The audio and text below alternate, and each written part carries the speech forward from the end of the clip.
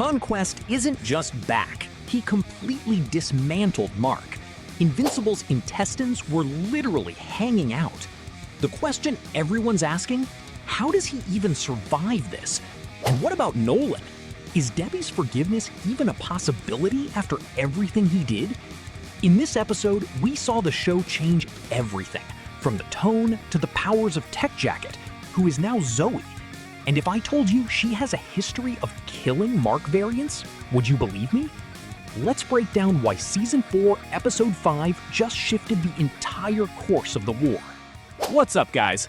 This episode starts off adapting Invincible Return and Invincible Issue 71. Omni-Man's arrival in Episode 4 actually happens in the Return one-shot, which was made specifically to explain the gaps between issues 70 and 71, like Mark's costume change. If you go straight from 70 to 71 without reading Return, you'd be lost on when Omni-Man even met up with Mark. In issue 71, Omni-Man just shows up to recruit Tech Jacket, but they don't show him talking to Mark directly, it's just implied. So pro tip for you readers out there, don't skip Return. And hey, if you're a nerd who loves everything superhero, subscribe and hit the bell. We're bringing you hardcore nerd content every day.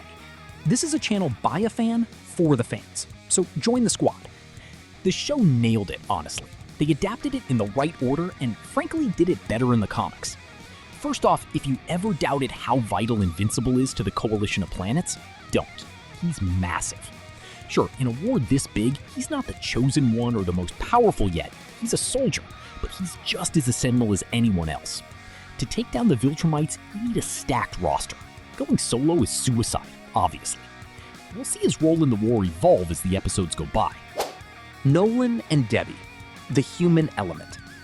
The highlight at the start of the episode is how they handled the reunion between Omni-Man and Debbie. It's light years ahead of the comics. In the comics, Debbie basically just cries and says she can't believe his excuses. In the show, no way. She lets it all out, everything she's been holding in. And the best part? They left them alone for this conversation. In the comics, Mark and Oliver are still in the house, but the show gives Nolan and Debbie that raw, private space.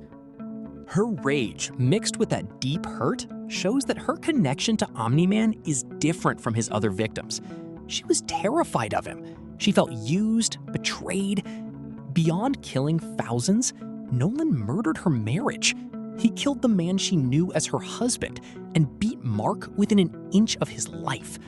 Her entire married life feels like a lie. And man, the dialogue hits Nolan hard too. When she says she failed to make him human, that he's just a cheap copy, you can tell he felt that. Look, some things just can't be forgiven and forgotten. Omni-Man's track record is a disaster. Forgiveness isn't easy. I know he's chasing redemption, but that's a long, long road. What's cool is how the show highlights Debbie's importance. Nolan is nearly 1,000 years old, but those 20 years with Debbie changed him completely. 20 years out of 1,000 changed his entire worldview. Quick pause before we talk about those evil Invincible variants. If this insane universe has you hyped, you need to check out the links in the description. The wait is almost over for Invincible Versus, the massive new fighting game dropping on current-gen consoles and PC. It is going to be absolutely brutal. You can also grab the original Graphic Novel Compendiums and premium action figures to build your own collection. Just click the YouTube shopping pop-up on screen or check the links below. Alright, back to the Grayson family drama. Remember the evil Invincible variants? This universe is special. Debbie is the X factor. Her influence on Mark and Nolan is literally what saved Earth so far. It saved Earth from an evil Omni-Man and Invincible who would have conquered everything. That's absolute cinema, guys. From the moment she opens the door to the final shot of her leaving the house empty, those few seconds of that empty house are so symbolic. That was the Grayson home. Without the family together, it's just a house. It's not a home anymore. Maybe that's why she's thinking of selling it to move in with Paul. Even if she loves the place, she knows the vibe is gone. Can that change? Maybe. There's a lot of story left. But that final scene between them was incredible. No fight scenes needed, just pure, high-stakes human drama. The show is genuinely outclassing the source material with this character development. The new Tech Jacket, Zoey. The meeting between Tech Jacket and Alan is different from the comics too.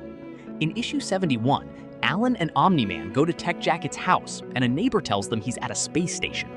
In the comics, his name is Zach Thompson. He's a teenager who found a Geldarian ship and a dying alien who passed the armor to him. Let's be real, it's like a mix of Green Lantern and Blue Beetle. He eventually becomes Tech Jacket, protects Earth, and gets his own Geldarian monitoring station. He even uses a portal in his closet to get there. His dad is basically the guy in the chair, helping him on missions. And the powers? It's biotech armor. It's not a suit you just put on, it's fused to Zach's nervous system. It's a full symbiosis. We're talking tentacles, vacuum resistance, insane durability, regeneration, thrusters. It's an overpowered weapons pack. And if you think this armor is weak, check this out. During the war in the comics, Tech Jacket had to fight 2 Invincibles at once. Was it easy? No, but he killed them both. Killing 2 Viltrumites is no small feat. But in the show, Tech Jacket isn't Zach, it's Zoey. And she also killed an Invincible variant in the show. Remember that? She's been in several key scenes, so she knows the history of Omni-Man and Mark very well. She's easily one of the most powerful heroes on Earth, period. They gender swap the character, and honestly, it changes absolutely nothing for the story. I dig her. The only thing that bugged me is the armor looks a bit slim, right? In the comics, it has way more detail and gets more robotic over time.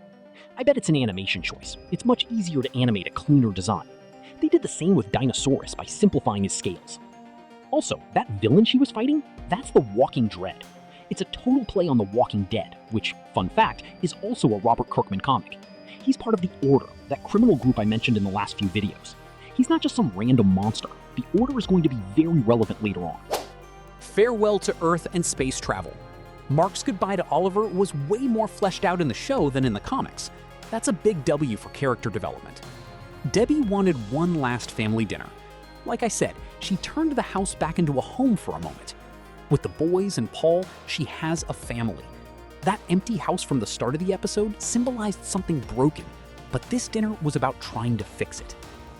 Let's see where the show goes with this, because Paul doesn't last long in the comics. He's there, but he never has this strong family dynamic. In the show, the boys actually like him. He seems like a good guy for Debbie. This is where we'll see if the show deviates from the books. Will Paul have a tragic end, or will the show spare him? Drop your theories in the comments. And speaking of goodbyes, Nolan visited Art. It seemed chill, but then we saw the truth. Art is terrified of Nolan. It was brave of him to tell Nolan to his face that he wouldn't make him a new suit because he's not a hero anymore. The show is giving much more weight to Omni-Man's crimes than the comics did. It feels earned. Even Oliver is different. In the comics, Oliver was anxious to see his dad and worried Nolan wouldn't recognize him. Nolan says he missed him and invites him to space. Comic Oliver idolizes his dad, but in the show, there's resistance. Oliver is hurt, and it's not just about the lack of communication. There's something deeper bothering him. Another thing they're saving for later is Eve's pregnancy. She didn't tell Mark before, and she's not telling him now while he's heading into space. If he knew, he might not have left. But trust me, this pregnancy storyline is going to be huge, and I bet the show handles it way better than the comics. The fall of the Venture, and Conquest arrives. I won't spend much time on the space travel scenes. The big takeaway is that Nolan is really hurting over the Debbie situation. It didn't go how he hoped, even if he wasn't expecting a win. Also, Zoey and Oliver seem like they're going to be friends, which is cool. That could lead to brand new storylines. And yeah, in case you missed it, The Venture is a total parody of Star Trek: The Next Generation. Robert Kirkman and artist Corey Walker used to watch it together while working on the comic. It's a tribute, but the show changed the sequence of events. In the comics, when the ship explodes, the bridge detaches automatically. Only Alan and Nolan were left behind. In the show, it was Captain Tellia's decision. In the comics, Thetis was pissed she left the backup behind, but in the show, he seemed chill. There was a bit of a continuity error, though. If Mark and the crew were leaving the captain's room to follow Nolan and Oliver to the back of the ship, why did they appear outside the ship so far away when it exploded? In 3 seconds, the bridge detaches, and Mark, Tech Jacket, and Alan are already miles away just watching the blast. It makes zero sense. But hey, let's not nitpick a masterpiece. The episode was incredible. Wait, no. It was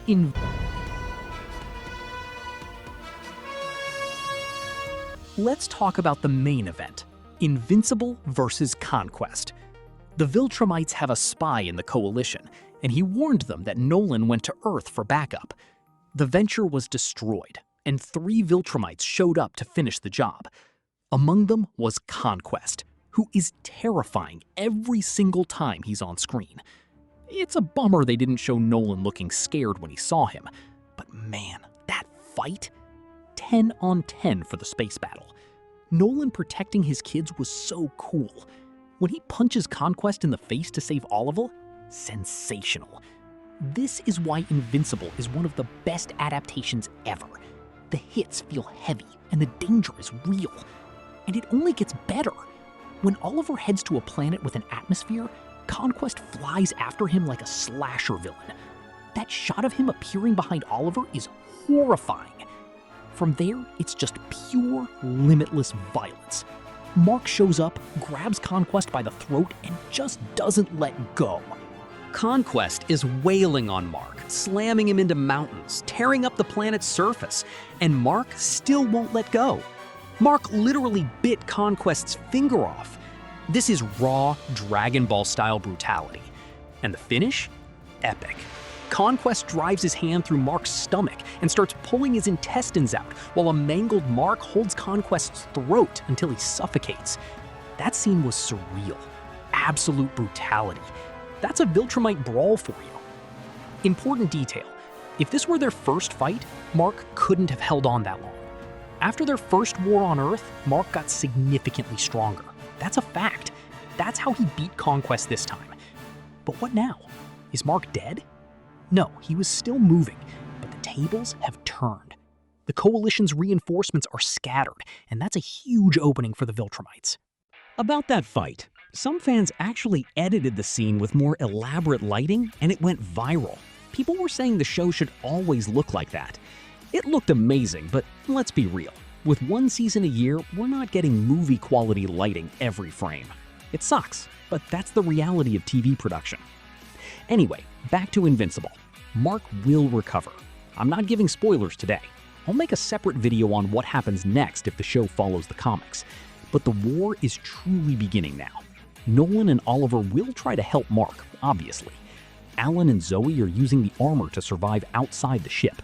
The next few episodes are going to be non-stop action. Everything pointed to this being an emotional goodbye episode, but that ending was a gift. You can't complain.